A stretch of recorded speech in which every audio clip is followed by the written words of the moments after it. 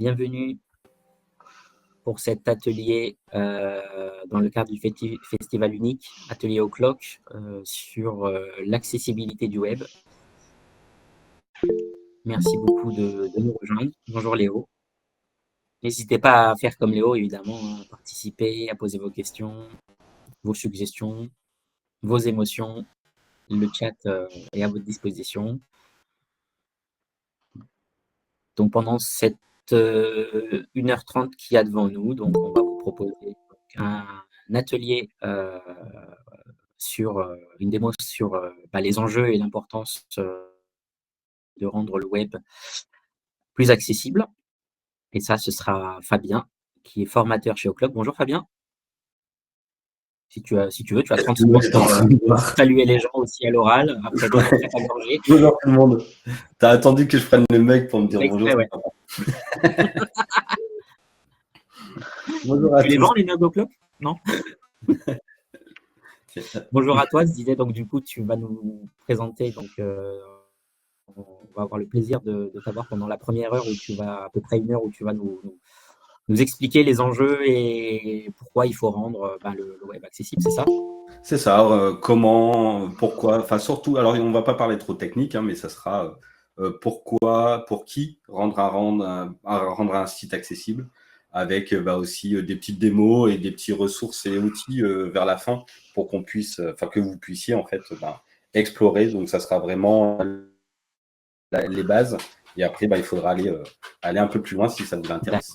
Donc, des choses qui sont parfaitement accessibles. Il n'y a pas besoin d'être déjà développeur. On peut être tout à fait pas du tout. Et on peut être aussi du côté de acteur, j'ai envie de dire. J'ai envie d'avoir un site internet, mais je ne sais pas coder. Qu'est-ce que je dois demander aussi, en gros, à l'agence ou au développeur, le freelance, etc., que je vais prendre. Donc, il y a aussi ce côté sur les acteurs du web, quoi.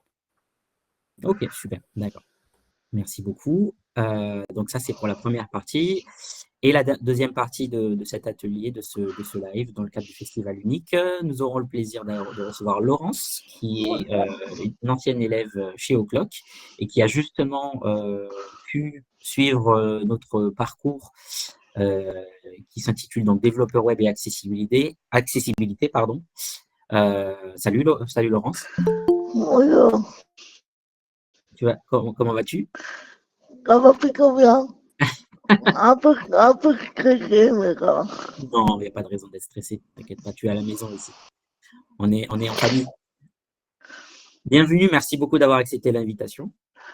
D'accord. Je précise que tu n'es absolument pas rémunéré pour le faire, donc tu prends sur ton temps libre. Donc merci à toi d'être là et donc on aura l'occasion d'échanger ensemble. Donc tu es aujourd'hui développeuse, web designeuse et développeuse spécialisée dans l'accessibilité et du coup tu nous expliqueras un petit peu comment s'est passé ton parcours, d'où tu viens et ce que tu fais aujourd'hui. Ok? D'accord, pas de souci. Super, merci beaucoup. Il est 10h34. Merci aussi à ceux qui nous suivent sur le live stream sur Twitch. Voilà, donc bienvenue une nouvelle fois. Et puis, je propose du coup à Fabien, si tu souhaites commencer, tu as la main. Ok.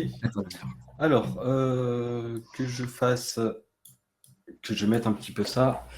Je vais peut-être présenter mon écran avec mes slides. J'en profite pour préciser que du coup, moi, je m'appelle Amine et je suis conseiller formation chez O'Clock. Parce que j'allais oublier. Hop, autoriser. Ok, alors je vais mettre ça en grand. Si j'y arrive. Voilà. Alors, donc, c'est bon, les enregistrements sont lancés. Oui, je crois que c'était ça. Tout le monde voit mon écran, tout le monde m'entend. On t'entend, on te voit, a priori. Alors, n'hésitez pas à interagir dans le chat. Il y a Louise aussi qui est avec nous et qui pourra vous répondre ou remonter des informations. Donc, n'hésitez surtout pas. Moi, il est un peu loin, mon chat. Je l'ai mis à droite, dans mon écran de droite. Mais voilà, Louise est là. Donc, surtout, n'hésitez pas. Donc, sur cette présentation, comme je vous ai dit, pas forcément de technique. On verra peut-être un petit peu de balises HTML ou des trucs comme ça, mais c'est pas forcément l'essentiel. Ça sera plus vraiment la base, pourquoi, pour qui, comment, avec des petites démos. Donc, pour rendre un site accessible et pourquoi l'accessibilité, c'est important.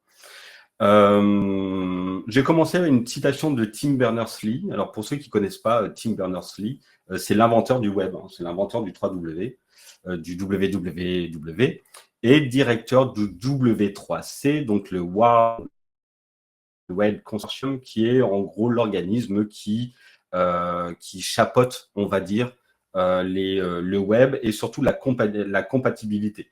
Donc, par exemple, nous, en tant que développeurs, on code du HTML et comment ça doit s'afficher sur nos écrans. Et donc, c'est dès le départ, Tim Berners-Lee, il y a pas mal de citations sur l'accessibilité, puisque pour créer le web, il voulait le rendre, en fait, accessible pour tout à. J'ai choisi celle-là. La force du web réside dans son universalité. L'accès de tous, quel que soit le handicap, est un aspect essentiel. Et donc, on va essayer de voir ce qu'on pourrait faire là-dessus. D'abord, avant de commencer sur l'accessibilité web, donc c'est on va aller regarder sa définition. Donc, ça fait partie de l'accessibilité numérique, donc plus générale, avec tout ce qui est téléphone, avec même les radios, les télés, etc. Et c'est la problématique de l'accès au contenu et services web par les personnes handicapées et plus généralement par tous les utilisateurs, quel que soit leur dispositif d'accès ou leurs conditions d'environnement. J'ai mis les petites choses en gras ici. On va en parler. On va partir de cette définition pour un peu discuter. Et déjà, on voit que, donc bien entendu, l'accessibilité, on veut accessibilité à des contenus, à des services, et c'est quels que soient les dispositifs d'accès. Alors, ça veut dire quoi, dispositif d'accès? Pour aller, en fait, sur Internet, surtout ces dernières années, alors, je commence à devenir vieux quand je dis ces dernières années, c'est il y a 10-15 ans, maintenant, c'est plus il y a 3-4 ans, mais peut-être même plus, 20 ans. Les interfaces, en fait, d'accès pour aller sur ces services web, sur ces sites Internet, se sont multipliées. Avant, on a vu juste un PC et en gros, c'était. Maintenant, vous avez les mobiles, vous avez des montres, vous avez des frigos, vous avez donc des télés, vous avez des consoles, etc., etc. On a multiplié en fait ces interfaces.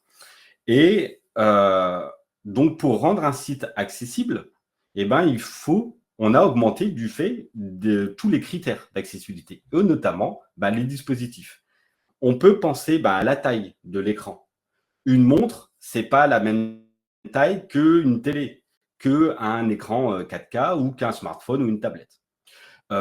Sur les écrans des robots de ménager, c'est pas du 10 pouces, ça va être du petit, parce qu'on peut aller sur Internet, il y a des robots qui vous proposent après l'accès sur des sites pour avoir des recettes, etc. etc. Donc, il faut rendre ce site accessible, quelle que soit la taille de l'écran.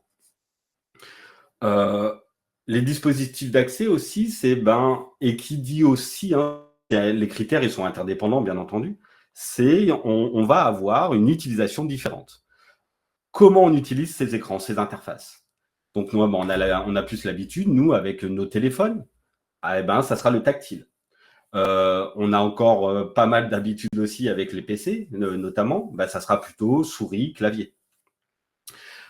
Mais aussi, il faut y penser, on peut avoir l'interface vocale, de la reconnaissance vocale. On peut parler à son téléphone avec Siri, avec OK Google, avec Alexa, avec tous les petites choses comme ça. On va avoir un côté où on peut aussi la reconnaissance vocale. De l'autre côté, la reconnaissance vocale, donc c'est nous qui parlons à notre machine, mais il y a aussi, la machine peut nous parler. Donc là, typiquement, il y a la synthèse vocale. On peut lui demander d'aller lire un contenu et dont là, le retour audio. Et donc ça, aussi, on peut étendre ça au lecteur d'écran pour les personnes aveugles ou malvoyantes. On va avoir des lecteurs d'écran qui vont parler, qui vont décrire le site Internet Il y a aussi, ils peuvent brancher aussi un clavier, une plage braille pour avoir le contenu en braille. Donc ça, encore un autre critère, l'utilisation. Pour rendre le web accessible, il faut prendre en compte en fait ces différents outils, ces différents moyens d'utiliser l'interface. Et ensuite, donc il y a le rendu de l'information, que ça soit de l'écrit, on va lire le site, de l'audio, on va l'entendre, avec les podcasts, etc. aussi qui se multiplient, et aussi les vidéos. Donc maintenant, il y a beaucoup de sites web pour découvrir le web. Pas forcément des vidéos YouTube avec le chat qui est en train de taper un autre chat ou j'en sais rien. Je parle justement, par exemple, des conférences, des articles, des émissions sur le web et avec Twitch, avec YouTube, etc. pour avoir un contenu, une information, donc en rendu vidéo. Donc voilà les différents dispositifs d'accès. Il faut penser à tout ça pour rendre un site accessible. N'hésitez pas, s'il y a des questions, si vous voulez m'interrompre, n'hésitez pas. J'ai mis aussi en gras les conditions d'environnement. Ça, on n'y pense pas tout le temps. Précédent. On n'y pense pas tout le temps. Mais pour l'accessibilité web, ça prend aussi en compte les conditions d'environnement. C'est-à-dire que on ne va pas avoir le même accès à un même site si on est tout seul chez soi ou si on est en plein milieu d'une bibliothèque. Si on est dans un magasin, si une maman est en train de porter, ou un papa est en train de porter son bébé, par exemple. Donc, il y a tout, il y a comme ça, il y a des conditions d'environnement. Si on est à la plage avec une forme ensoleillée, etc., etc. Donc, le niveau sonore, bibliothèque, en plein milieu d'un concert, je ne sais pas quoi, ou tranquillement dans son bureau. L'éclairement, si on est en intérieur, si on était dans sa cave ou si on est sur la plage. Et les connexions Internet.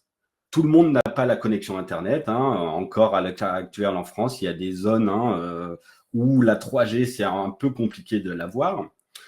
On a de la chance en France, c'est que beaucoup de solutions d'offres Internet, c'est de l'Internet illimité. Mais dans pas mal de pays, ils doivent payer, notamment sur mobile, ils ont des forfaits limités. Et ensuite, ils n'ont plus d'accès. Donc, bande passante limitée et de temps en temps, en plus, c'est plutôt cher.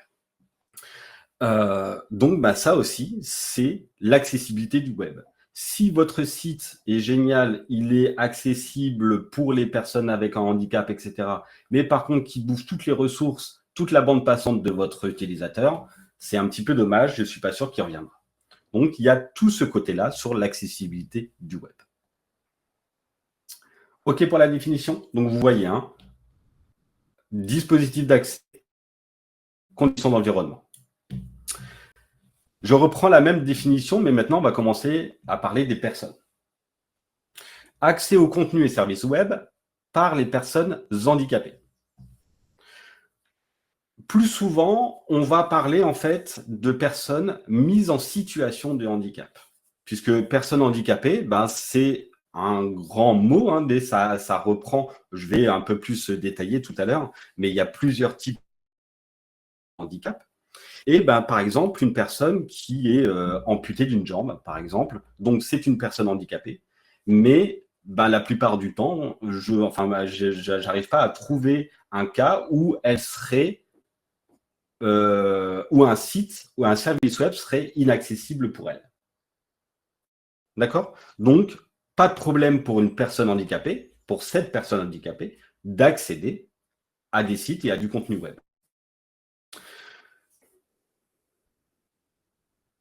Par contre, les personnes avec un handicap, une personne sourde, là, ça va, ou malentendante, ça va dépendre en fait du site.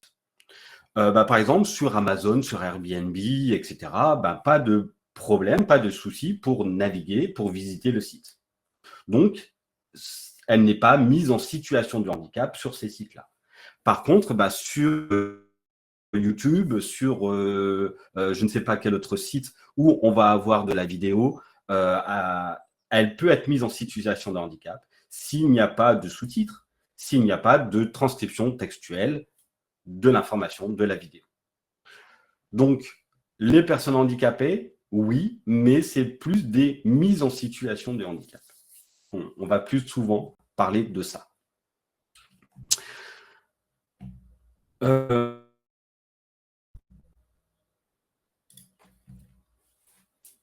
Différents types de handicap, justement. Et l'accessibilité du web, elle doit englober tous ces handicaps, prendre en compte le maximum, voire même tous les handicaps qui restreignent l'accès au web. Donc, on a les handicaps sensoriels. Donc, les handicaps, ils sont classés en 6 catégories en France. On a les handicaps sensoriels, qui est la cécité, donc personne aveugle, la surdité, donc malentendante ou non-entendante, mais aussi le daltonisme. Il faut prendre en compte aussi, il faut y penser, c'est aussi un handicap, et le daltonisme. Donc, par exemple, comment un daltonien pourrait être mis en situation de handicap? Si votre site, par exemple, pour présenter une erreur, pour présenter un succès, pour avoir un retour utilisateur, ne propose que les couleurs. Si vous mettez rouge et vert, si la personne ne voit pas le rouge, ça sera la même couleur. Il y a les personnes qui ne voient pas les couleurs non plus. Il manquera une information, ils passeront à côté de ça et ça ne sera pas forcément accessible. Donc, attention aussi donc, aux médias, notamment présentés. Donc, il y a les couleurs, mais il y a aussi les médias avec les images. Une personne non-voyante ne peut, par définition, pas voir les images. Donc là, il y a les textes alternatifs, les personnes malentendantes avec les sous-titres, l'audio, etc. aussi. Si vous voulez faire un podcast, n'hésitez pas à mettre l'article et la transcription textuelle en dessous. On va avoir les handicaps moteurs. Donc ça, c'est tout ce qui est amputation, paralysie, mais aussi Parkinson. Bien entendu, les personnes souffrant de la maladie de Parkinson ont un problème de motricité fine. Ils peuvent, avec leur tremblement, ça va être dur pour eux, par exemple, d'aller viser cette petite bulle. Alors là, ici, j'ai la bulle parce que j'ai ça sous la main, mais imaginez dans un formulaire, le petit radio-bouton, le bouton radio, le petit rond à cocher, ça sera plutôt difficile à cocher, les cases à cocher. Donc, on va mettre en place, on en parlera un petit peu tout à l'heure, un clic caché, en fait, étendre la zone de clic. On va ensuite avoir les handicaps psychiques qui vont être, par exemple, les personnes anxieuses, donc l'anxiété, le stress, les surcharges sensorielles, etc. Donc, une personne souffrant de troubles anxieux peut ressentir en fait un énorme malaise avec un site qui change totalement d'apparence. Constamment, il y a des apparences qui changent, donc avec du clignotement, avec des couleurs qui changent un peu trop brutalement et on ne sait pas trop pourquoi, qui affichent des notifications agressives, tiens, voilà mon newsletter, tiens, voilà mon truc, tiens, voilà lui, etc., etc. Qui va aussi, par exemple, proposer, vous avez 3 minutes pour remplir ce formulaire de contact et pas plus. Ça peut être anxiogène pour beaucoup de personnes et donc de les mettre dans une situation de handicap.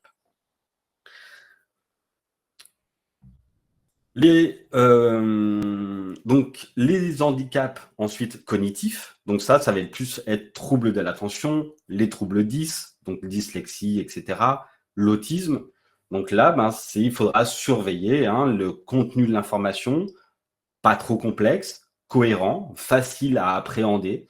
Un site internet, alors les personnes qui n'ont pas de handicap, c'est assez facile d'apprendre en moins d'une seconde, d'apprendre un site internet. Tiens, là, il y a le logo, il y a le menu, il y a le panier, etc., le contenu, etc., etc. Mais pour certaines personnes, c'est beaucoup plus difficile, surtout si le designer a voulu être original et n'a pas mis, par exemple, le panier en haut à droite ou le lien de connexion en haut à droite du site internet. Avoir une phase d'apprentissage et pour certaines personnes, c'est très dur d'avoir cet apprentissage-là et on les met dans des conditions pas forcément évidentes. Les handicaps mentaux, donc ça, j'en reviens un peu sur ça peut être difficile pour eux d'apprendre rien que par exemple une navigation complexe, ils peuvent être mis en difficulté, etc., etc. Et ensuite, il y a tout ce qui est les maladies, donc c'est les maladies chroniques évolutives ou invalidantes, par exemple donc Alzheimer, Parkinson, l'épilepsie, etc., etc. Il faut savoir que le nombre de personnes handicapées en France, alors il évolue, selon la définition qu'on met sur le mot handicapé, personne handicapée, ça va entre 7 et 18 millions de personnes. Là, il y a la DREES, donc c'est la Direction de la recherche, des études et de l'évaluation et des statistiques, donc l'organisme d'État qui est en charge de faire toutes les statistiques et les études en France, évalue à 14,5 millions de Français de plus de 15 ans qui vivent chez eux. C'est assez précis, soit 28% de la population. Donc, c'est 28% de la population, donc de personnes de plus de 15 ans, donc on ne compte pas les enfants, qui vivent à domicile, on ne compte pas non plus les personnes placées, déclarent avoir au moins une limitation fonctionnelle sévère. Et donc, le nombre total, donc ça, je vous ai mis, normalement, donc cette présentation, sera accessible avec un lien dans le replay de la vidéo sur YouTube. Donc, vous pourrez voir j'ai mis différents articles, etc. Différents liens vers les articles, si ça vous intéresse, vous pourrez aller voir ça.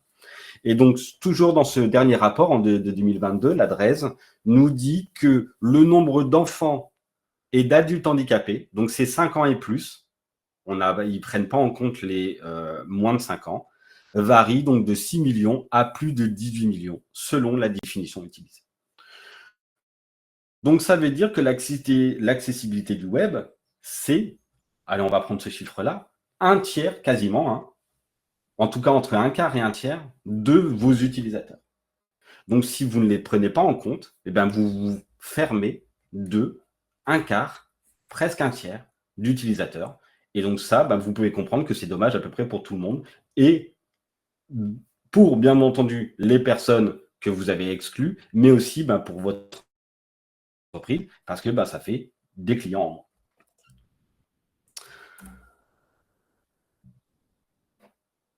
Dans la définition de Wikipédia, il y avait aussi, et plus généralement, par tous les utilisateurs. Déjà, tous les utilisateurs. Pour rappel, il y avait les conditions environnementales pour l'accès au web. Il y avait la qualité de la connexion Internet. Mais il y a aussi tout le monde, entre vous et moi, on sera considéré ou mis en situation de handicap un jour ou l'autre, au moins une fois dans notre vie. Il y a aussi ce qu'on appelle les handicaps temporaires. Un bras cassé, une lunette cassée. Si vous êtes droitier, vous vous cassez le bras droit, pour utiliser la souris, c'est un peu plus compliqué. Même le clavier. À la limite, après, on peut s'en sortir avec le clavier, avec la main gauche. Mais sinon, il faudrait configurer notre souris, la mettre pour gaucher. Moi, j'ai une souris ergonomique, ça serait impossible. J'ai une souris verticale, là. Bref. Bras cassé, ça doit être déjà un enfer. Alors, imaginez après, c'est qu'un handicap temporaire. Il y a aussi ce qu'on appelle les limitations situationnelles. Par exemple, un bébé dans les bras. Donc ça, selon à l'instant T, vous ne pouvez pas avoir toutes vos capacités pour voyager sur le site. Et bien entendu aussi, il y a tout ce qui est l'âge. L'âge fait baisser nos capacités et donc, on est mis aussi en situation de handicap. Donc, tout le monde est concerné.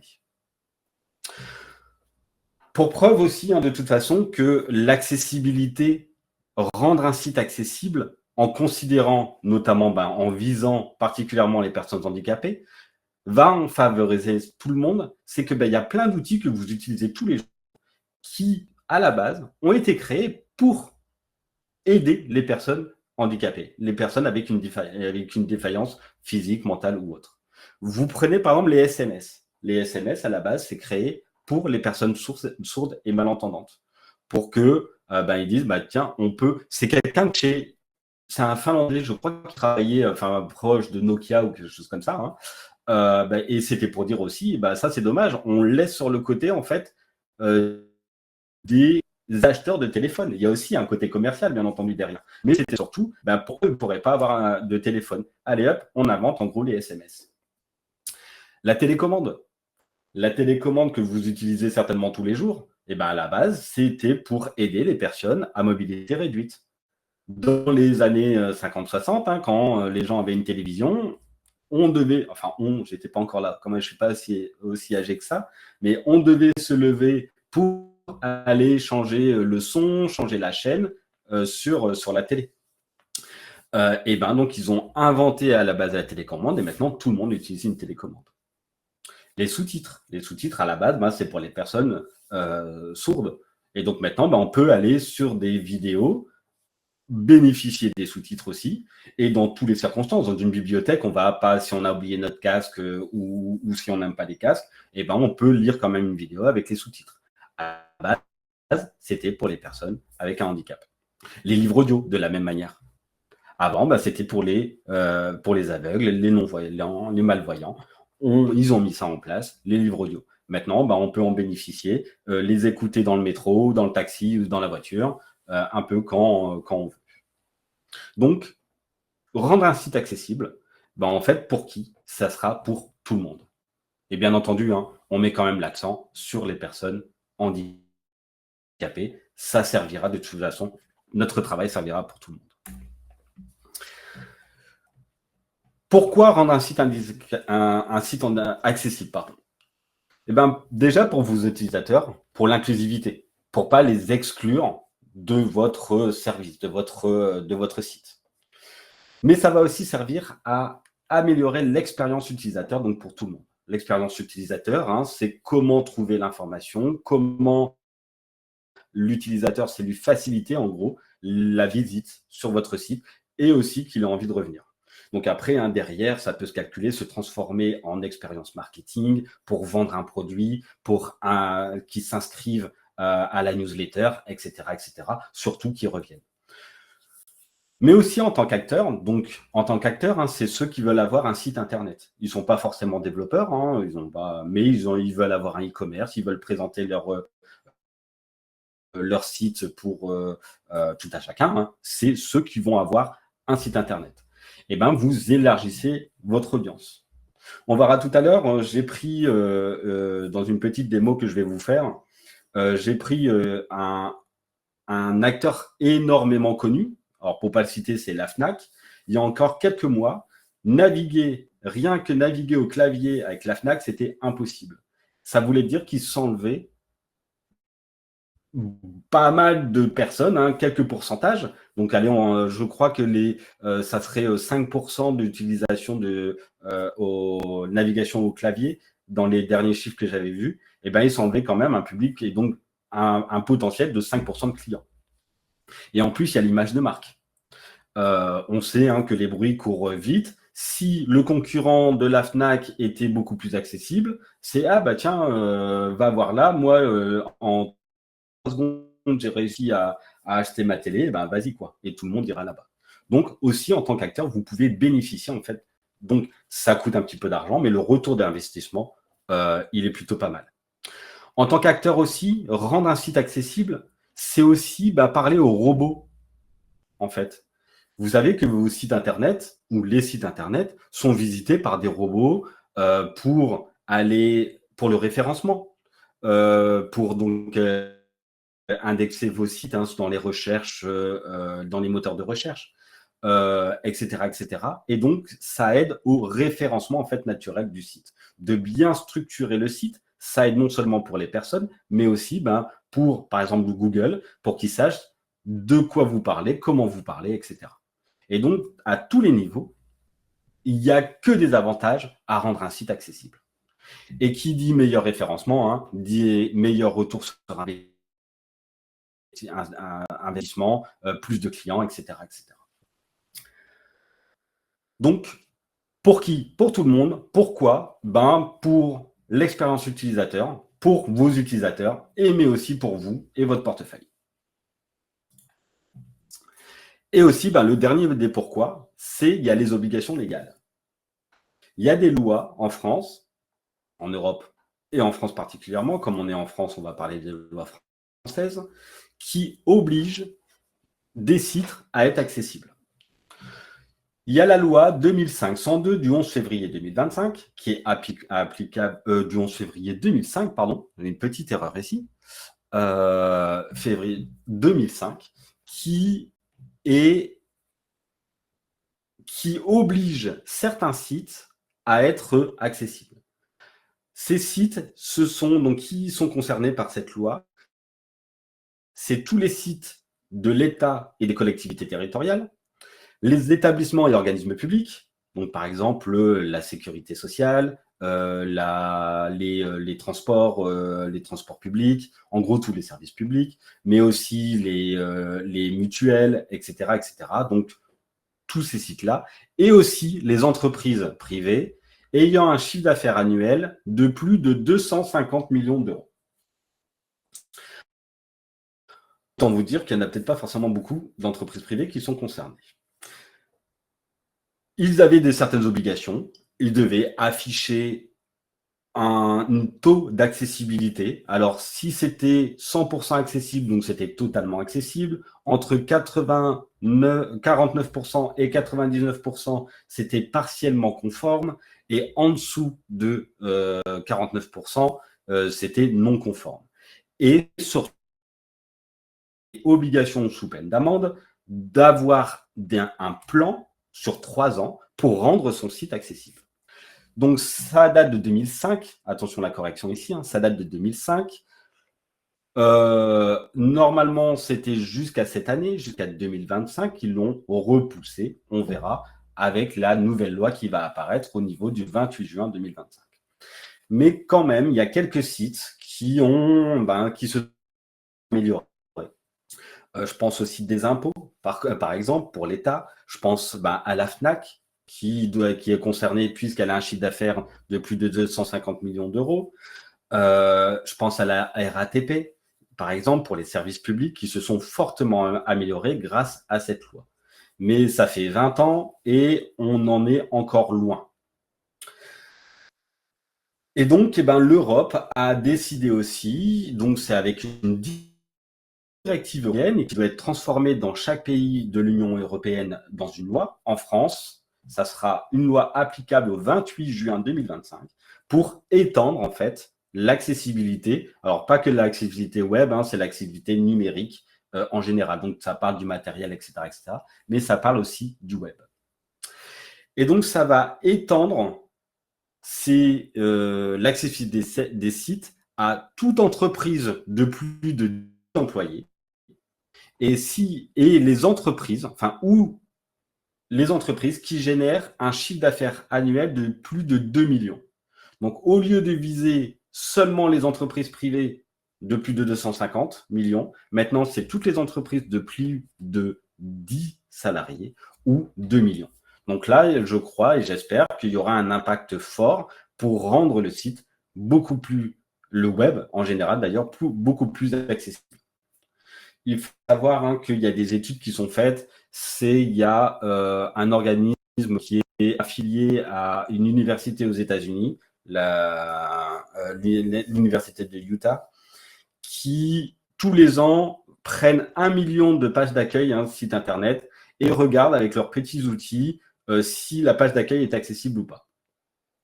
Il y a 95%, plus de 95% des sites qui ne sont totalement accessible.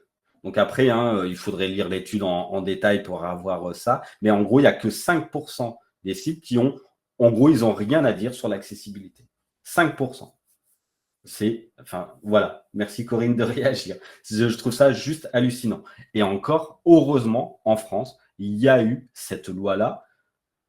20 ans, on voit un petit peu, mais il y a encore énormément de boulot.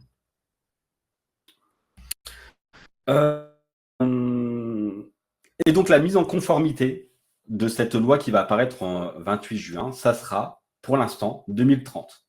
Et donc, tous les sites qui n'étaient pas accessibles en 2025, c'est repoussé à 2030 aussi. Et donc, j'espère qu'ils vont devoir y aller. Et donc, voilà aussi un gros pourquoi, c'est que si vous travaillez dans une entreprise de 10 personnes, que vous générez un chiffre d'affaires de plus de 2 millions, vous êtes obligé de rendre votre site accessible. Le site accessible, comment ils vont dire le site est accessible ou pas.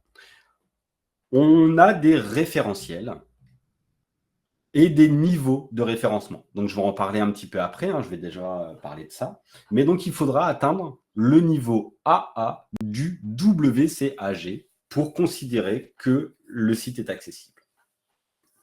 Le WCAG, c'est le Web Content Accessibility Guidelines. Donc, en gros, un guide pour rendre un site accessible. Je crois que tout à l'heure, on fera un petit tour comme ça si on a un peu de temps. Je ne dois pas trop traîner non plus. Je vous ai mis des liens de toute façon. Ça sera dans les outils, dans les ressources. C'est plein de petites choses. Par exemple, quand vous avez une image, il faut l'alternative textuelle. Quand vous avez un formulaire, il faut avoir le nom du champ de formulaire. Toutes des petites choses comme ça. Il y a plein de petites, de petites choses à mettre pour rendre un site accessible. Et il se base sur 4 principes. En français pour, en anglais pour aussi. Je vous ai mis donc l'équivalent anglais à côté. Le P pour perceptible. Donc, c'est perceptible par les sens, y compris avec, pour les personnes ayant des déficiences. Donc, les fameux, c'est là où on retrouve les textes alternatifs pour les images, les sous-titres ou transcriptions pour le contraste suffisant entre le texte et la couleur du texte et la couleur du fond. Donc ça, c'est ce qu'on range dans perceptible. Opérable, autrement dit utilisable, c'est que l'interface, le site internet, doit être utilisable par tous, quel que soit le moyen de navigation, clavier, souris, commande vocale, etc. Donc, il faut par exemple mettre en place une navigation au clavier. Il faut un temps suffisant pour les remplir un formulaire ou même aller chercher le code sur Internet. Vous voyez, l'authentification par double facteur. Si vous mettez 15 secondes pour rentrer les 4 ou 6 chiffres qu'on vous demande, c'est beaucoup trop court. Donc, ce n'est pas utilisable par tout le monde. Pas de contenu clignotant, etc., ou pour les épileptiques, pour les personnes anxieuses, etc., et des troubles psychiques, ça peut être très perturbant. Univoque, c'est-à-dire compréhensible. C'est le contenu doit être clair et prévisible, aussi bien dans son langage que dans son fonctionnement. Donc dans son langage, sauf si on est un site spécialisé, on évite du langage que personne ne comprend.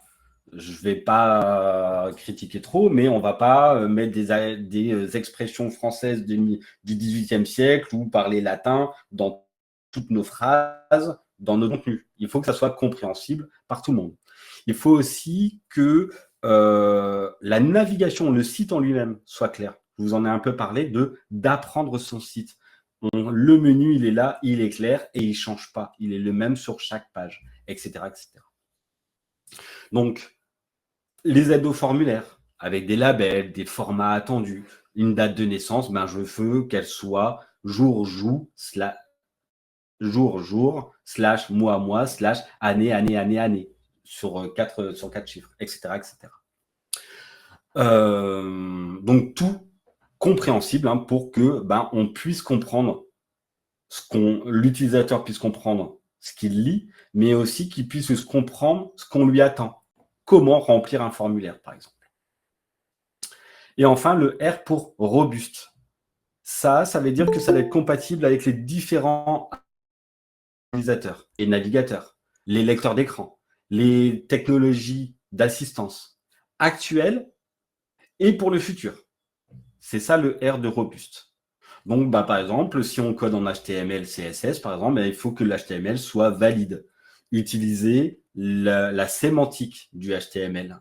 Donc, la bonne balise au bon endroit. Éviter les technologies propriétaires ou non standards. On met des surcouches pour la cible parce que c'est gratuit. Mais si dans 2, 3, 5 ans, ça devient payant pour vous ou pour votre utilisateur d'utiliser ces outils, ce n'est pas robuste. Et donc, il faudra tester aussi hein, avec un lecteur d'écran, sur mobile, etc., etc.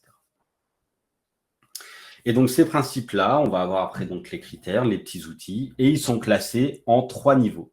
Le niveau A, le niveau AA qui est ce qu'il faut attendre, hein, c'est le fameux, pour être accessible, on va viser ça, et le AAA qui est là l'ultime. Et donc, moyen mémotechnique, hein, c'est comme l'andouillette, plus il y a de A, mieux c'est. Mais il y a des critères, par AAA, qui sont un peu difficiles à avoir. Par exemple, un site AAA, s'il vous propose de télécharger un PDF, par exemple, bah, le PDF lui-même doit être accessible. Et donc, c'est ça, c'est vraiment là le top. Hein, AAA.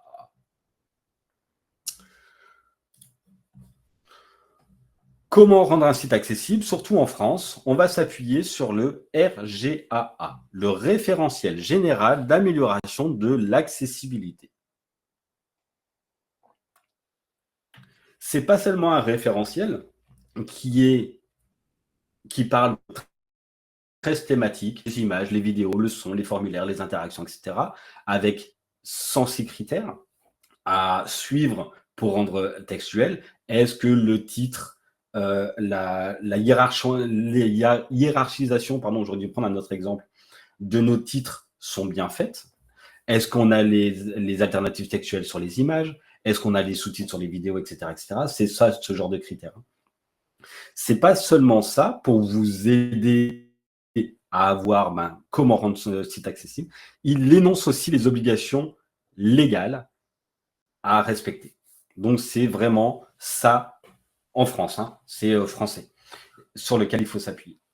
Et dernièrement, ils ont aussi rajouté un kit d'audit qu'ils ont appelé ARA, parce que il n'y a pas de choses automatiquement. C'est pas vous allez lancer un site et hop, il est accessible, oui, non, à autant de pourcents.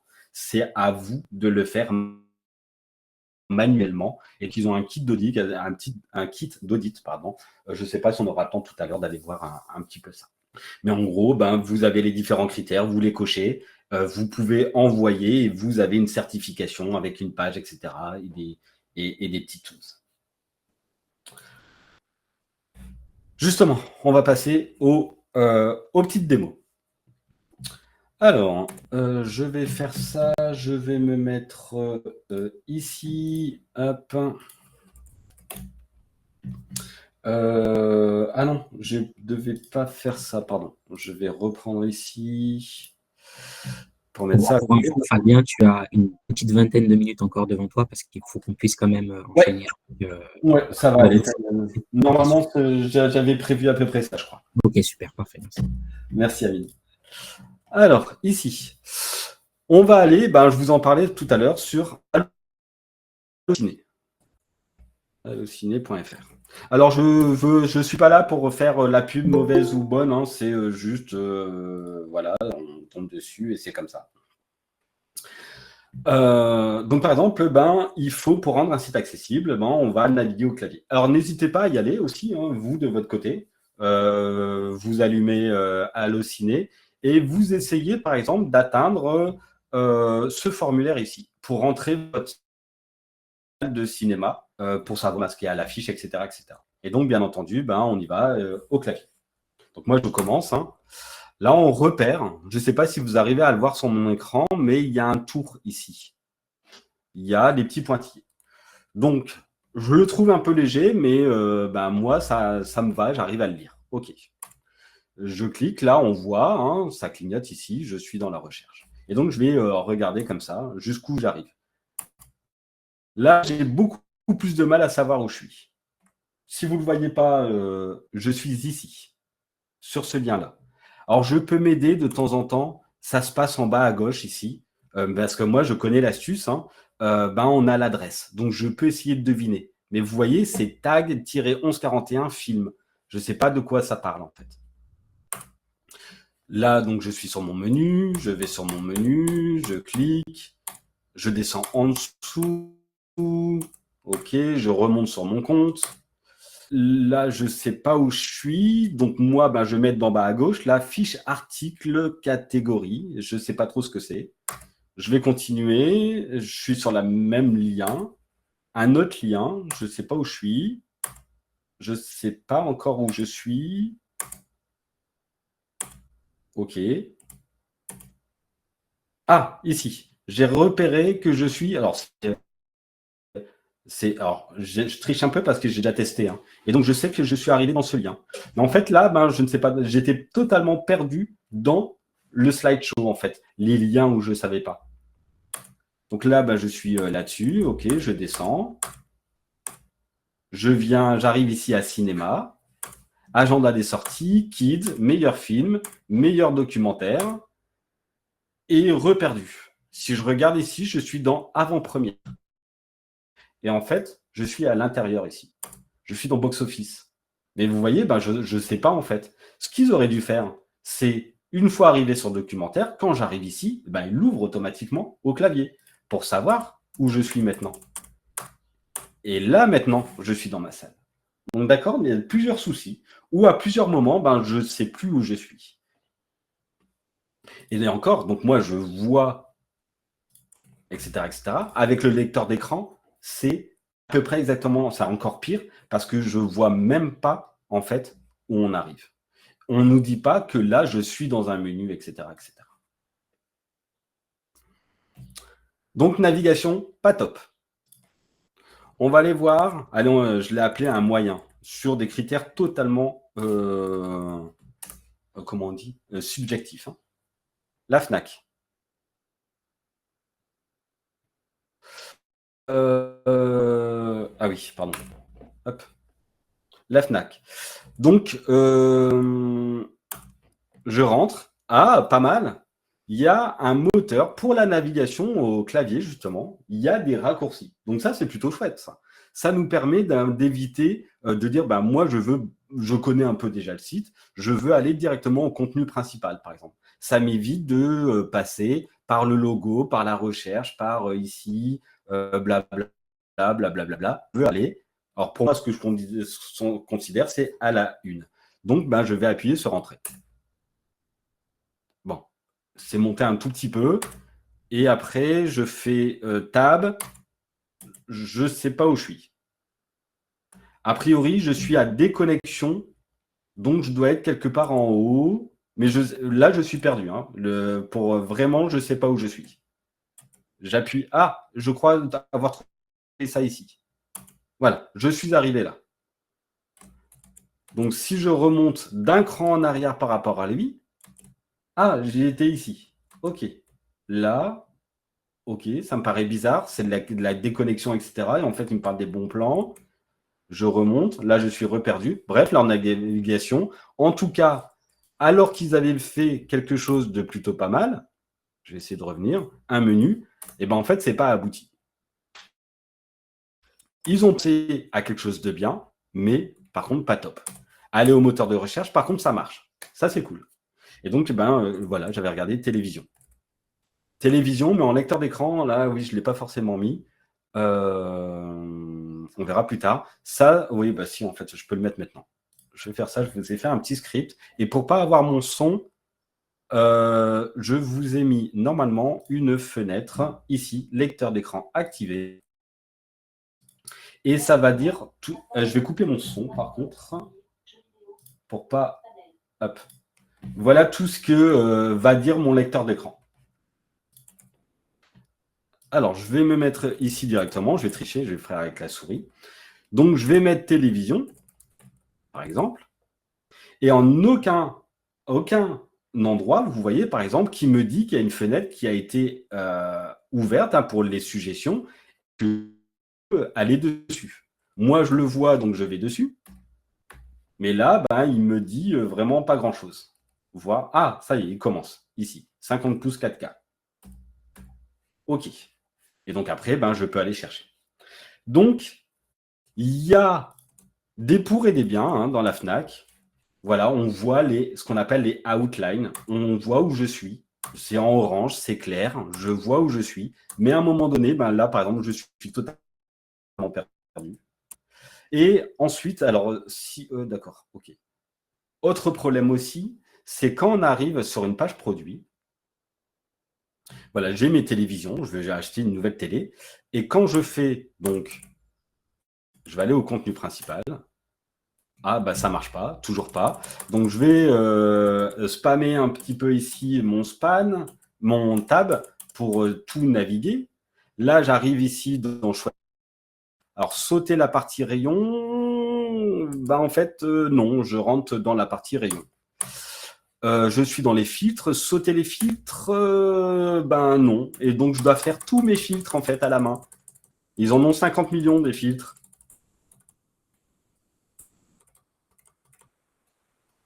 Donc là, c'est en lecteur d'écran, hein, on est d'accord. Hein. Il me dit rien, etc. Hein. Voilà, je suis sur leur pub, et une deuxième pub, et enfin, une troisième pub, déjà. Ah non, sortie de la liste. Je ne sais plus où je suis. Je dois... Ah non, je suis là, sponsorisé, d'accord. Et enfin, j'arrive sur mon contenu. Je suis reperdu quelque part ici. Je devais être par là, j'ai vu mosaïque. Voilà, j'arrive sur la télé. Vous avez vu le nombre de tabulations que j'ai dû faire? Alors qu'ils ont pensé au truc. Filtrer, sauter les filtres. Et même à la source, ça ne marche pas, en fait. C'est vraiment dommage. Ah, ça, d'accord. Ah, je viens de découvrir. Ça marche avec le espace. Normalement, un bouton doit être accessible à la touche entrée et à la touche espace, aux deux. Donc, c'est pour ça que je les ai mis en moyen. Il y a des bons trucs, mais il y a des trucs qui ne vont pas du tout. Et donc, ben, si je ne suis pas satisfait de la Fnac, je vais où? Ben, je vais aller, par exemple, sur Amazon. Amazon, hop, un joli petit menu avec le contenu principal. Des outlines aussi bien clairs, on sait où je suis. Ici, hein, ouvre une grille, aucune suggestion. Alors, il y a un petit truc, je vais juste désactiver ça parce qu'il va l'écrire, mais ça, c'est le rotation activé, c'est ça qui tourne. C'est pas grave. Je vais mettre mon télévision ici. Télévision. Préfixe télévision, 10 suggestions individuelles. Il me dit que là, j'ai une liste avec 10 solutions. Et je peux aller là, télévision 55 pouces, etc. Et quand j'y vais, donc j'ai plusieurs choses, je continue ma petite visite. Ça, j'en parlerai aussi après de cette menu-là. Hop. Oui. Donc là, il y a beaucoup de catégories. J'ai loupé le lien aller au... Ah, bah, je vais tricher. Ah non, je ne vais pas forcément tricher. Vous voyez que quand j'arrive ici, directement, en fait, j'arrive sur mon premier téléviseur. Et ensuite, je peux les filtrer. Mais au moins, bah, je suis dans le produit. Beaucoup plus simple à utiliser. Par rapport à Allociné, je vais me remettre ici. Quand j'arrive, par exemple, sur Identifiez-vous, il me dit mode navigation réduit. Et ensuite, là, je peux rentrer, je peux facilement rentrer dans... pourquoi j'ai plus le focus là? Attendez, hop. Mon tabulation ne marche plus, je ne sais pas pourquoi. Je peux en fait facilement... Allez, hop, tac, tac, faire entrer et j'ai le bas et il me le dit en fait en visuel. Donc là, je peux facilement naviguer dans ce site-là. Je vais revenir sur l'accueil. Alors, tout ne va pas bien chez Amazon. Hein. Par exemple, un site pour être accessible et AA, au niveau critère AA, un des critères, c'est le zoom de la page. Le contenu doit être accessible à un zoom à 400%. Alors, après, c'est un peu difficile à naviguer. Alors, je vais prendre ici. Donc ça, pour l'instant, ça va. Ça, c'est juste, j'étais un peu trop loin, désolé. Mais quand vous voyez que je dois beaucoup scroller pour aller, je vais aller voir ces belles chaussettes. Je dois beaucoup scroller pour le faire, mais à la limite, ça va encore. Mais vous voyez que c'est un peu difficile avec leurs nombreuses catégories, etc., etc.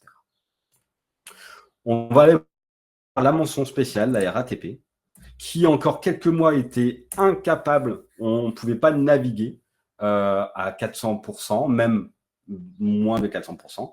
Et maintenant, on peut le faire. Alors, je vais juste éteindre ça, on n'a plus forcément. Hop. Allez, pourquoi il ne veut pas? À 400%, vous voyez que ça fait un peu maintenant comme un mobile, où j'ai un menu et je peux facilement regarder, voir ce qui se passe. J'ai mon site. Donc avant, ils avaient un gros problème, c'est que leur logo ici, il arrivait en fait jusqu'à au moins ça. Et le texte, on n'avait que 50 pixels. Alors que là, maintenant, on a le menu. Alors, c'est peut-être encore un petit peu gros, mais au moins, je peux regarder ma ligne, etc., etc. Et vous voyez que ça fait comme si on était sur téléphone, alors que je suis sur PC, mais à 400%, c'est totalement lisible. Et très bien.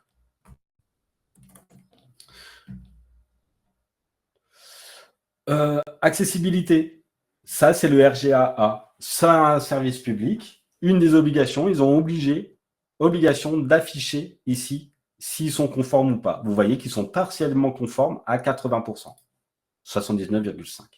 Donc à l'intérieur, ils doivent avoir un site, un plan, la déclaration de conformité, pour dire comment ils ont testé, etc.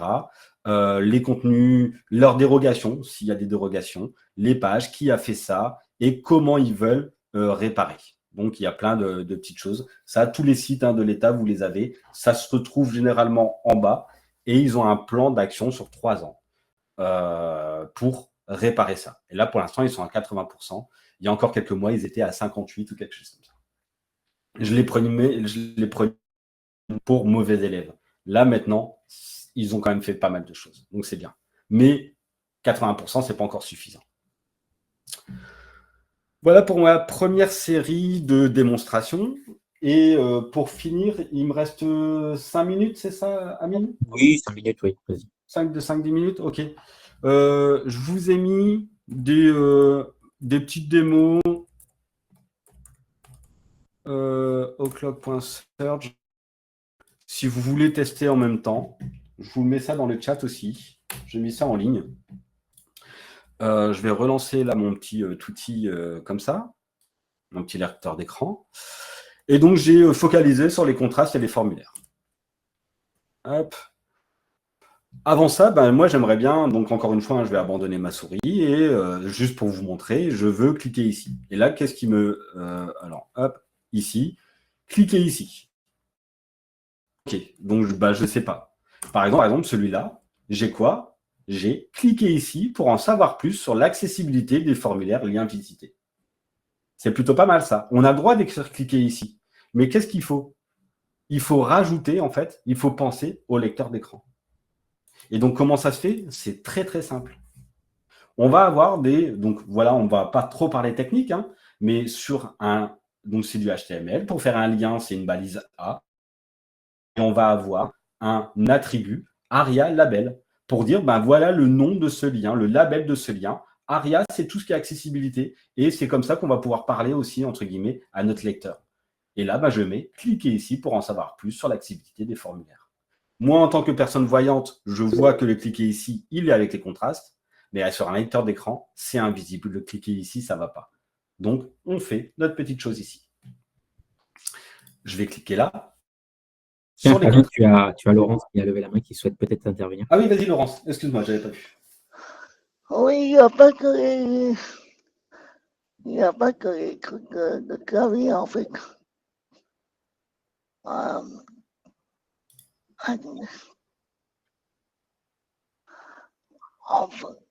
je peux voir. Par exemple, l'application Flick. Vous connaissez Flick?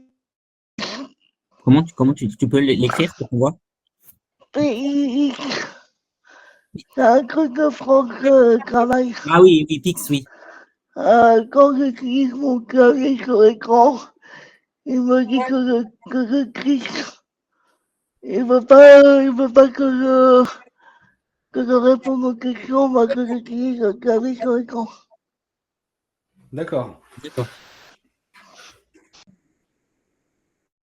Tu connais le site, Fabien? Tu as déjà essayé? Non, je n'ai pas encore essayé. Je dois C'est un outil que France Travail a mis en place, il me semble, pour que les gens puissent tester leur connaissance en numérique, au-delà du dev, hein, genre vraiment l'ordinateur, la bureautique, etc. Et il y a des Ouais, mini-formations. Et donc, on peut on regarder. on peut pas utiliser le clavier sur l'écran avec un. Ah ouais, d'accord. On peut, mais il dit qu'on clique. Il dit qu'on va avoir d'autres pages alors que c'est pas vrai. Il Ok. croit qu'on sort de la page. Alors qu'on sort pas du tout de la page en fait. Ouais.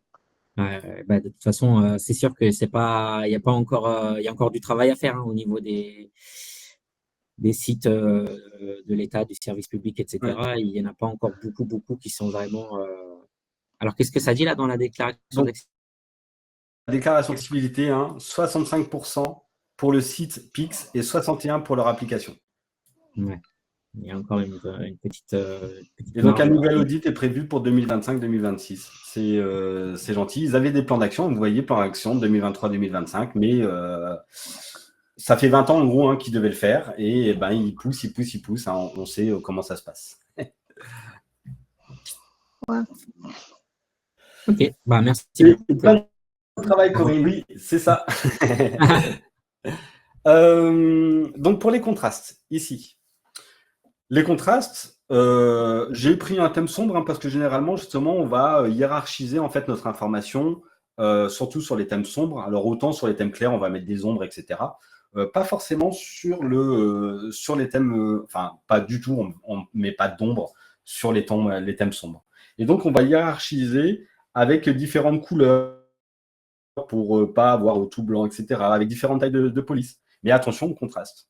Par exemple, sa bloc-là, elle n'est pas bonne en contraste. On a un souci avec la date.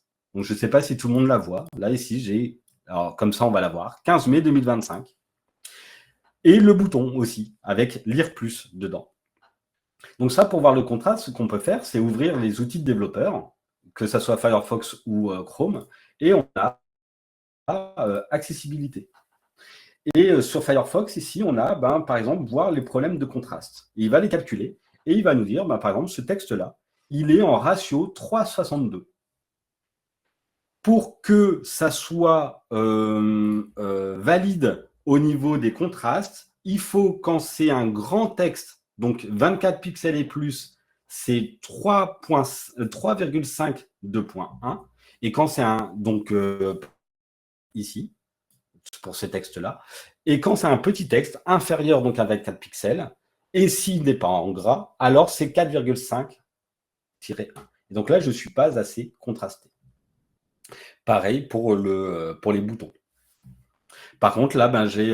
alors ici, oui. Là, c'est pas le même, c'est pas exactement le même. Il faut faire attention. C'est... mon titre, il est de la même couleur? J'ai pas l'impression. Je vais juste regarder ça. Qu'est-ce que j'ai mis comme couleur de ce titre? Oui, et là, inspecter, on va les changer sinon. Oui, j'ai une petite erreur dans mon truc. H2, je vais le rajouter une petite couleur. Hop. Je vais le mettre là directement. Je vais mettre la même couleur, en fait, la date qui n'est pas accessible, qui n'est pas en bon contraste, sur mon titre. Si je reviens dans mon onglet accessibilité, et que à la limite, même je regarde ici, inspecter les propriétés de celui-là, je vais avoir un mauvais contraste. Normalement, j'ai loupé ma couleur. Désolé. Normalement, j'aurais dû avoir un bon contraste. Regarde, pour les contrastes. Tac, tac, tac, tac. Voilà, il n'y est plus. Oui, c'est parce que je crois qu'il a pris 100 la dernière mise à jour. Vous voyez que là, j'ai la date, le bouton, mais pas mon titre. Pourtant, mon titre, il a la même couleur que la date. Parce que, donc, encore une fois, il n'y a pas que la couleur pour faire votre palette de couleurs. Il ne faut pas juste dire « Ah c'est bon, ce gris-là, il passe sur le noir ». Non, il y a aussi la taille qui compte. Plus un texte est grand, moins il y a besoin de contraste, on va dire. Pareil pour les petits textes, donc quand au-dessus de 14 mais gras, c'est considéré comme un texte au-dessus de 18. Donc ça, vous allez regarder, vous avez plein de sites. Contrast checker ici. Vous avez des Ouais, outils, ça, vous avez, c'est pas mal, Fabien, ouais, de finir par quelques petits exemples d'outils ouais, que les personnes puissent utiliser. des contrastes checkers, etc. Vous mettez votre couleur et vous voyez des contrastes en texte normal, en texte large. Ici, du bon contraste. Et après, vous pouvez chercher avec les formulaires. Je vous ai mis 3 formulaires. Un pas accessible, un plutôt accessible et une, par exemple, pour gérer les erreurs, comment ça se passe. Donc, je vous laisserai regarder ça. Ben, c'est cool, oui, comme tu l'as dit, de toute façon, sur le replay de la vidéo qu'on mettra sur YouTube, on en profitera. Tu en Oui, je profiteras vous ai pour mis mettre en dans la plus le lien, description vous pouvez les liens. regarder et on mettra donc les petites choses. Je vais terminer donc sur alors ma présentation, elle est là, sur quelques outils rapidement. Alors vous avez des extensions. Allez, s'il te plaît. Hop. Vous avez alors déjà oui, les premiers outils, hein, c'est clavier et lecteur d'écran. Je vous ai mis des lecteurs d'écran, Orca sur Linux, NVIDIA, JAWS sur Windows, VoiceOver sur OS, macOS, iOS et Tollback sur Android. N'hésitez pas à installer tout ça et à tester. Vous avez aussi des extensions. Assistant RGAA, en fait, vous avez 106 critères. Et donc, c'est une extension qui vous met la liste des critères, vous pouvez les cocher, etc., etc. Il y a des choses un peu payantes. Il y a le contrast checker, par exemple. Il y a Lighthouse qui est inclus dans Chromium ou en ligne pour faire des rapports. Je vais juste, par exemple, ah oui, mais non, il faut un truc Chromium. Hop, allez, rapidement. Je vais aller sur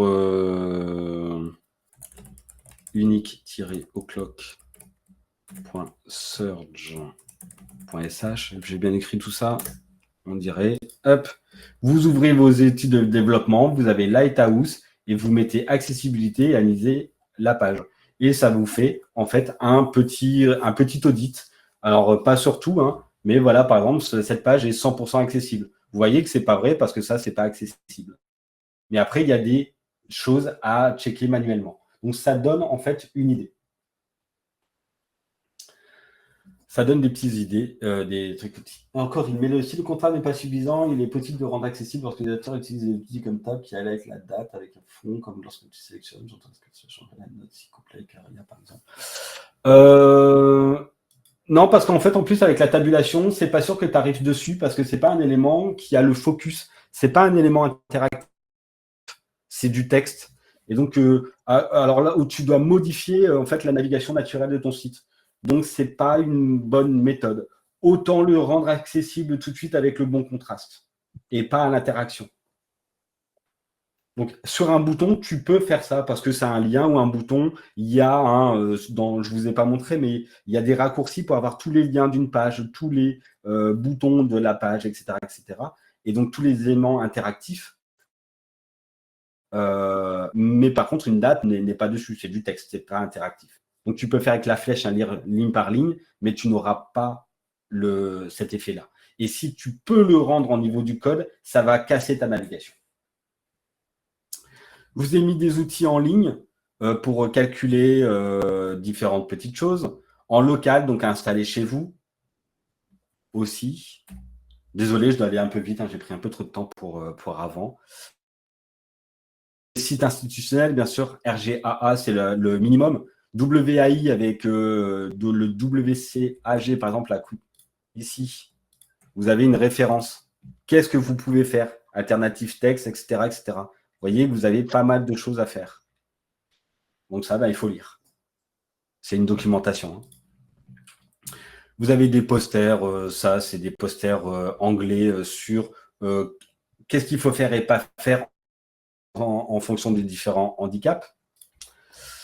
Et des blogs et des autres sites. La lutine du web, qui a pas mal d'articles sur l'accessibilité. Access 42, qui en plus qui propose des certifications sur l'accessibilité de 2-3 jours. Vous êtes formé que sur ça et vous pouvez après être certifié. Il y a des checklists après qui existent, etc., etc. Il y a plein de ressources différentes qui existent. Et voilà. Super, ben merci beaucoup Fabien pour toutes ces démonstrations, ces explications. On a bien compris en quoi rendre le web accessible, c'était très très très important. Et oui, effectivement, comme tu le disais Corinne, ça laisse la place à un champ d'activité et il y a d'ailleurs de plus en plus d'entreprises qui demandent ces compétences parce que effectivement, il y a aussi des normes qui sont de plus en plus contraignantes qui sont mises en place. C'est heureusement. Du coup, on va enchaîner avec la deuxième partie de ce live. Donc, du coup, je vais en profiter juste pendant 2 minutes avant d'échanger avec Laurence pour faire une toute petite pause réclame pour ceux qui connaissent pas O'Clock. Donc, on est né depuis 2000, on est en 2017. Nous sommes spécialisés donc dans la formation dans les métiers du numérique en téléprésentiel. La vocation de l'école, c'est de rendre ces formations accessibles partout et pour tous. Nous avons des formations qui sont accessibles pour tous les niveaux. Il n'y a pas besoin d'avoir une expérience ou des diplômes dans le métier de votre rêve que vous souhaitez faire demain, que ce soit dans le dev, que ce soit dans le DevOps, que ce soit dans l'infrastructure, la cybersécurité. Il y a des formations qui sont forcément accessibles pour vous. On met un point d'orgue justement à accompagner aussi les personnes qui sont en situation de handicap pour faire ces formations et être un professionnel dans l'univers, dans le secteur du numérique.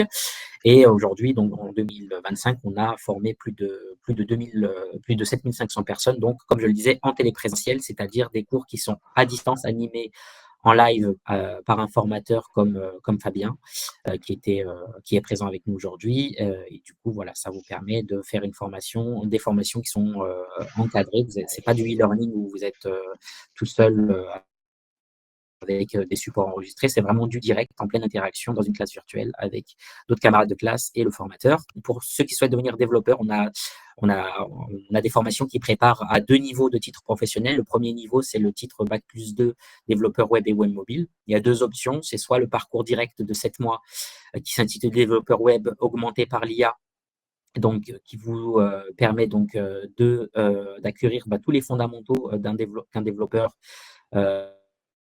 est censé avoir, donc apprendre les langages comme le HTML, le CSS, le SQL, le JavaScript, les technologies autour donc de tout ce qui est évidemment l'intelligence artificielle, puisque c'est devenu incontournable aujourd'hui. Nous avons un programme depuis cette année qui vous apprend à maîtriser tous les outils d'intelligence artificielle qu'un développeur doit savoir maîtriser pour être encore plus efficace, plus productif et créatif.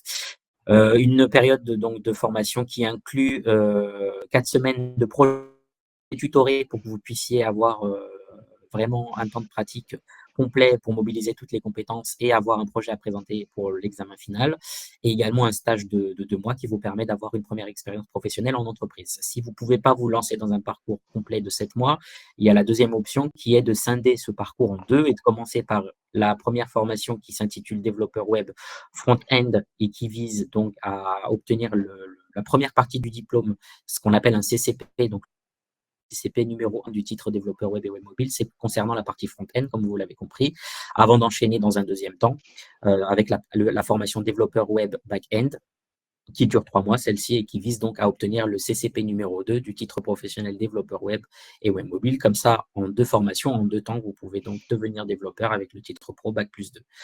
Si jamais vous souhaitez viser cette fois-ci directement, donc ces formations sont accessibles aux débutants. Pour le titre développeur concept développeur d'applications Bac+4, il y a 2 options. Si vous êtes complètement débutant, vous pouvez vous lancer aussi directement sur cette formation, puisque c'est une formation qui englobe le parcours complet de développeur web et web mobile Bac+2, avec en supplément une montée en puissance sur des compétences supplémentaires, donc dans la conception, dans l'architecture microservices, le React, le DevOps, la gestion de projet notamment.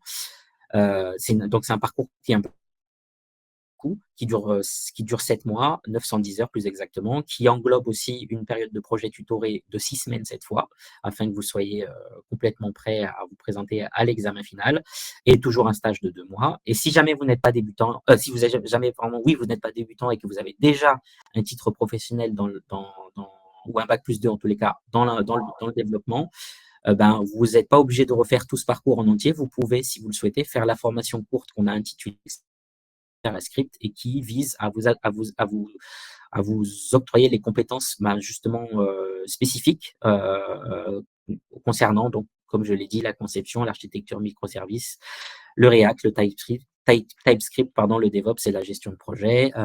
Il y a toujours une période de projet tutoré pour pouvoir avoir un projet à présenter à l'examen et la possibilité de faire un stage. Nos prochaines rentrées, il y en a à peu près une tous les mois et donc ce sera le 19 mai, le 23 juin, le 18 août, le 15 septembre, le 13 octobre et le 17 novembre pour ce qui reste de l'année 2025. Voilà, c'était la petite pause réclame et donc je vous propose maintenant de laisser place à l'échange avec Laurence, qui est donc une ancienne élève à nous, qui a fait la formation l'année dernière.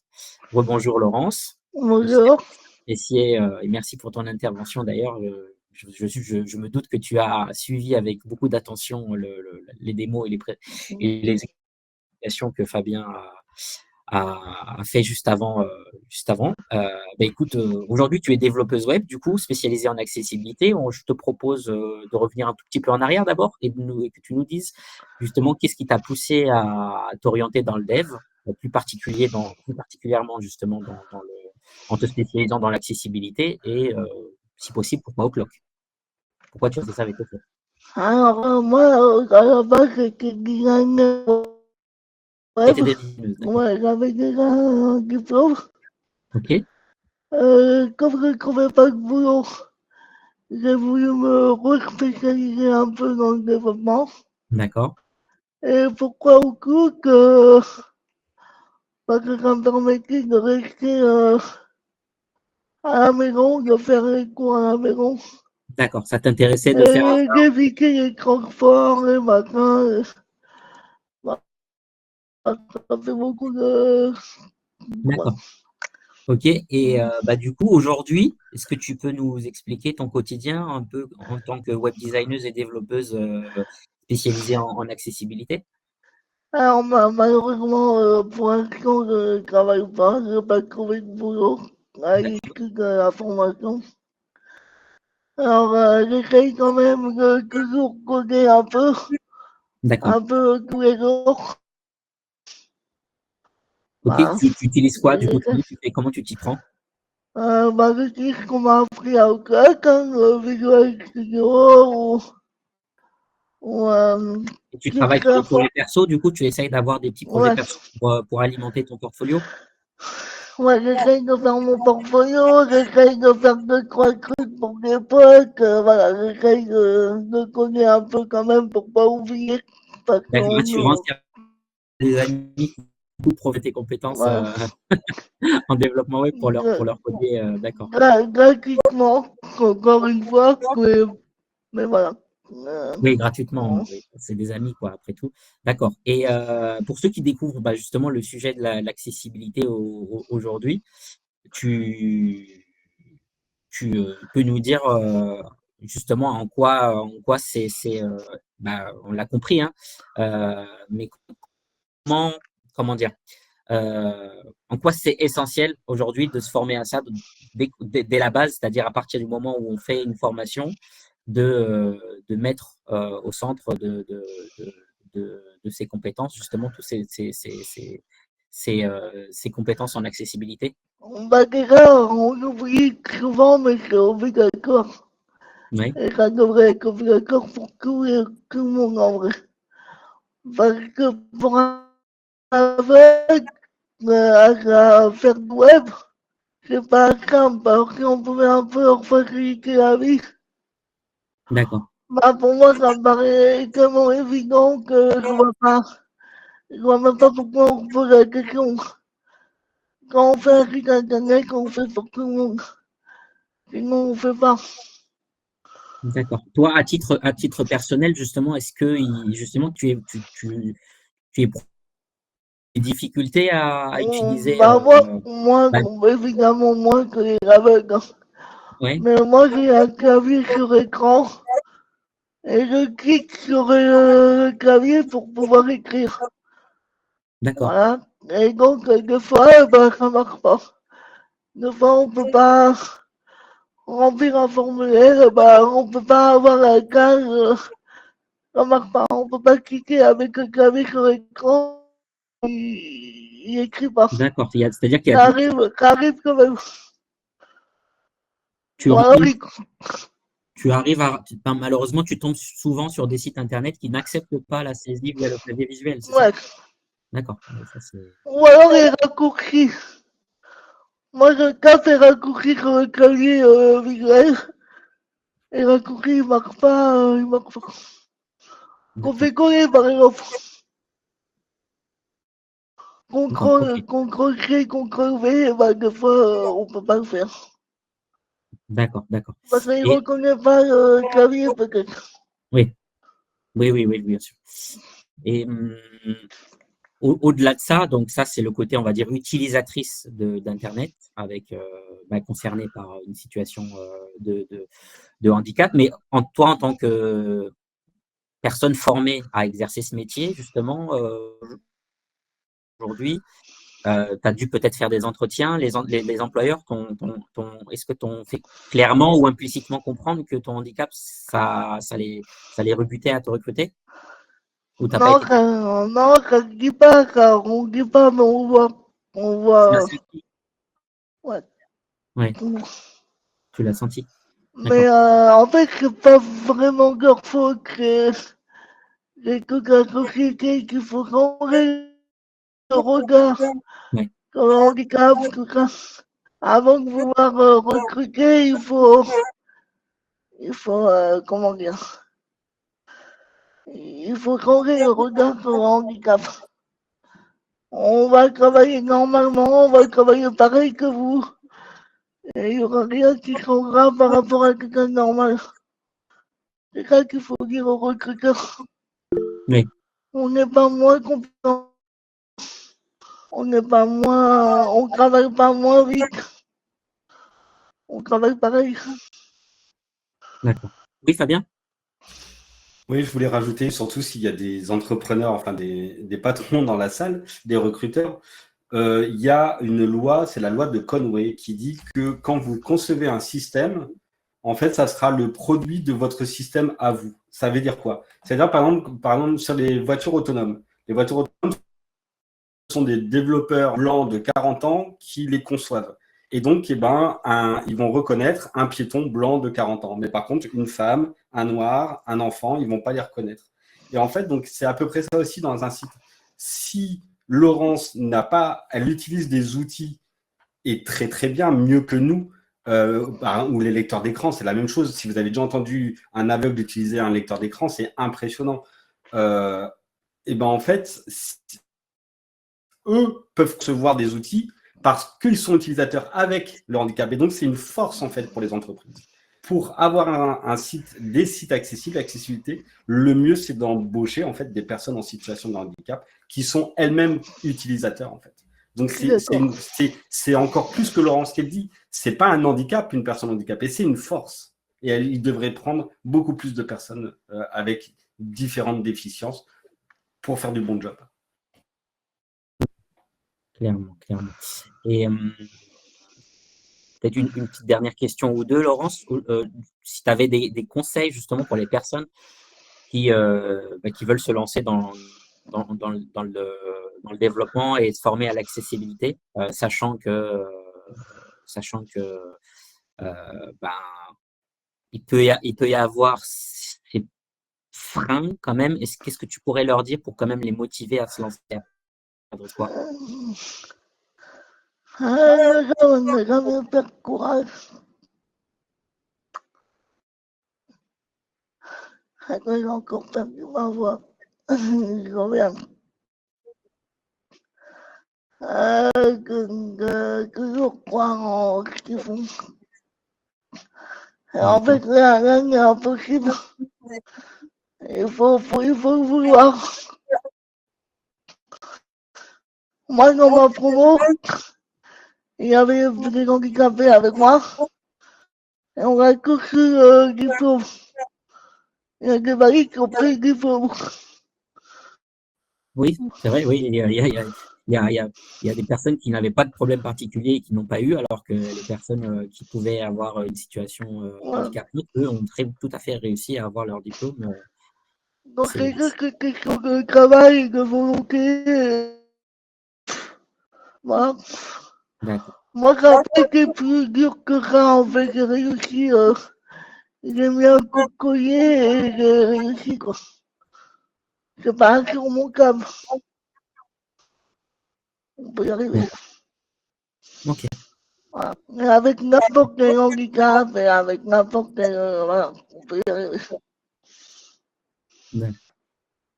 Est-ce que merci beaucoup, merci Laurence. De C'est rien. un privilège très très fort, très puissant que tu nous fais le privilège de nous accorder ici. Je ne sais pas si dans les participants, justement, il y a des personnes qui souhaitent éventuellement poser une question à Laurence. Comme on arrive à la fin il nous reste quelques minutes, c'est l'occasion si éventuellement vous souhaitiez demander quelque chose à Laurence. Si c'est pas le cas, c'est pas grave. On a déjà eu beaucoup de. Il y a Corinne qui nous dit merci de ton témoignage, Laurence. Il est très compliqué de penser tous les handicaps lorsque l'on n'est pas handicapé soi-même. J'ai le projet de rencontrer des handicapés de tout genre pour mieux comprendre les problèmes rencontrés car je suis sensible au sujet et je trouve que beaucoup de sites actuels, je ne savais pas, 5%, ne prennent pas assez en compte les handicaps. J'espère que l'intelligence artificielle peut mieux assister les créateurs web, mais aussi les handicapés dans ce sens dans le futur. Ouais, effectivement. Tu as parfaitement, ouais, tu as parfaitement raison, Corinne. On espère aussi que, bah, au moins, avec les outils qui sont de plus en plus faciles à mettre en œuvre, l'intelligence artificielle, comme tu dis, ça pourra faciliter, faire accélérer un petit peu la conversion l'amélioration des sites en termes d'accessibilité numérique. Donc, en tous les cas, nous, chez O'Clock, on essaye d'apporter notre pierre à l'édifice. Nos formateurs sont absolument engagés en ce sens. Donc voilà, on essaye quand vous sortez de l'école O'Clock, vous avez sensibilisé à cette cause et, et vous avez voilà, je ne sais pas si tu peux me confirmer ça, Fabien, mais tout au long de la formation, ça fait partie des bonnes pratiques que de vous apprendre justement à incorporer euh, autant que faire se peut des outils qui peuvent, et en tout cas des façons de coder les sites pour qu'ils soient plus facilement accessibles justement à tous ces outils. On l'a Oui, vu qu'il y a quelques contraintes quand c'est pas pensé à la base, c'est difficile de rattraper le tir après. Alors que si c'est, comment dire, réfléchi et pensé en amont, c'est beaucoup plus simple ensuite. c'est ça, de toute façon, hein, ça doit être dès la conception, ça doit être réfléchi, hein, c'est tout au long de la vie du site. Et dès la première minute dont on parle un site, il faut parler accessibilité et la mettre en place. Laurence, hein, qui est aussi designeuse, elle doit aussi penser accessibilité en fait dans ses designs. C'est donc dans les designs déjà. Et de toute façon, hein, donc pour la, la formation, c'est dans les diplômes. C'est pour avoir le diplôme dans les réacs, hein, dans des référentiels, il faut savoir concevoir des sites d'accessibilité. Donc, on distille dans nos formations, dès que possible, l'accessibilité. On fait un gros cours aussi sur l'accessibilité. Et après, mais là, c'est comme je rejoins Fabrice, hein, c'est aussi beaucoup un travail personnel d'accessibilité. Parce que vous avez là, en une heure, donc j'ai un peu parlé des choses, mais on a plein de trucs. On peut parler pendant une semaine entière, même beaucoup plus, juste de l'accessibilité, de qui, de comment, avec tous les outils. C'est juste énorme, donc il faut se renseigner. Et il y a du boulot et il faut le faire, il faut le faire. Il y a des formations spécialisées ainsi, qui font aussi pour les certifications accessibilité. Si vraiment ça vous intéresse, n'hésitez pas à y aller. Très bien.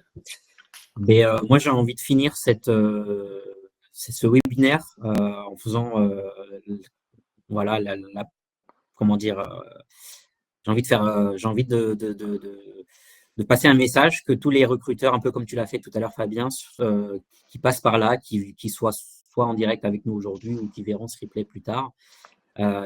Voilà, Laurence, elle mérite vraiment d'exercer ce métier dans une entreprise. C'est une personne qui est brillante, qui a suivi et performé sur la formation. Vraiment, elle était parmi les meilleurs de sa promo. Elle mérite tout autant que quelqu'un qui n'a pas de handicap d'exercer le métier de développeur. Et je suis absolument certain à 2000% qu'elle pourra être complètement opérationnelle et exercer le métier et répondre à toutes les exigence du poste que vous pourrez lui offrir. Donc voilà, n'hésitez pas, s'il vous Merci. plaît, voilà, allez, tu es disponible sur LinkedIn, je crois que tu as un compte LinkedIn. Ah oui, Donc, d'accord. si tu veux nous l'écrire dans le chat, voilà. Dans tous les cas, si on tape Laurence Lemaître, j'ai fait l'essai sur LinkedIn, on peut tout à fait la trouver facilement. Voilà. Donc, on espère vraiment que tu réussiras très rapidement à trouver un emploi en tant que développeuse. Merci beaucoup. Je t'en prie. Voilà, je pense que c'est le moment de nous séparer. Merci à tous et à toutes d'avoir été présents et présentes aujourd'hui, d'avoir participé à l'atelier. N'hésitez pas, voilà, profitez de ce festival qui est vraiment top, unique, donc co-organisé avec Diversity Days et France Travail. Il y a beaucoup de choses qui sont prévues, que ce soit sous forme de webinaire ou alors surtout ne manquez pas ceux qui ont la possibilité, qui sont pas loin de Paris, à vous rendre au Parc Floral samedi avec énormément d'animations, d'événements. Il y a des concerts aussi qui sont prévus, il y a des job dating, il y a des échanges avec des professionnels de voilà de plein de domaines d'ailleurs, c'est pas que autour de l'informatique, mais voilà, allez-y, profitez de ce moment, c'est la première édition et voilà, ce sera